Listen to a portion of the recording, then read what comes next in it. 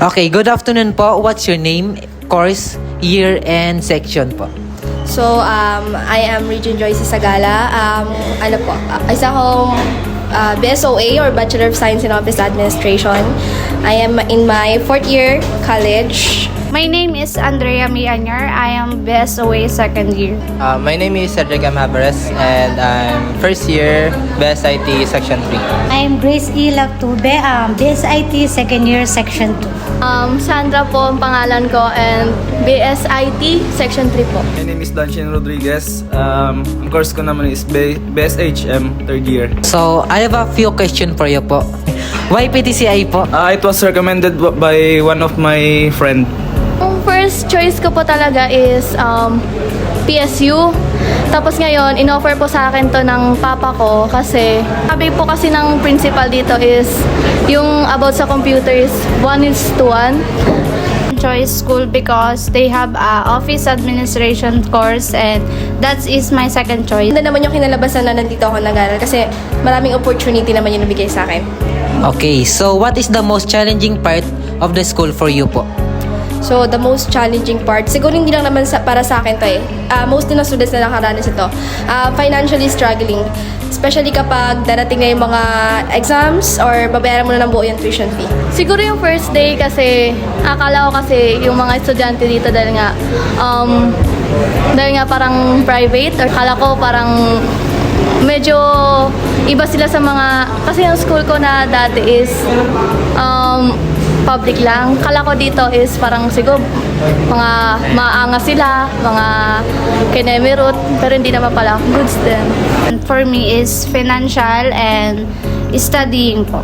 So far wala naman kasi nga ayun, flexible naman din and yung hindi naman mahirap makipag-socialize sa mga tao or classmates na nakakasama na.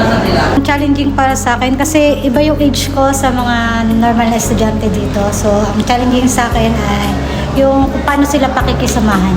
Lalo na yung mga classmates ko naman. Mas mga bata pa sa akin. Parang wala naman eh. Yun lang, wala.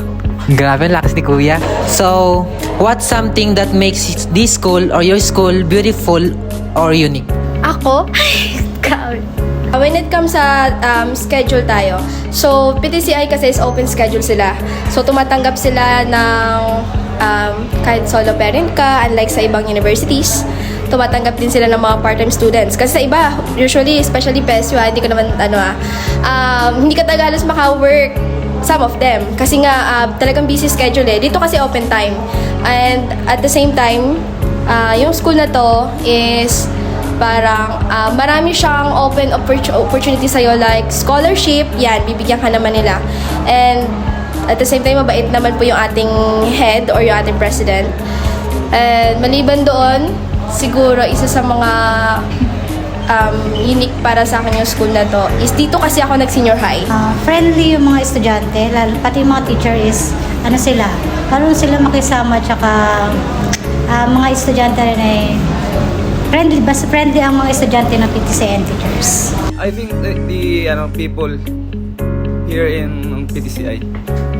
Ay, grabe. Generalize. So, marirecommend mo ba sa incoming students ang PTCI? Why? And why? And why? And why po? And why po? Okay, ito. To be honest lang. Kapag nag-struggle ka sa financial, siguro, kapag sobrang titipid ka talaga, no. Pero, kung gusto mo naman ng mga open schedule or kapag siguro hindi ka na-approve sa ibang school, then you can come here. Open naman ang PTCI. Hindi sila nagre-reject ng kahit sinong student. Tatanggapin ka nila wholeheartedly.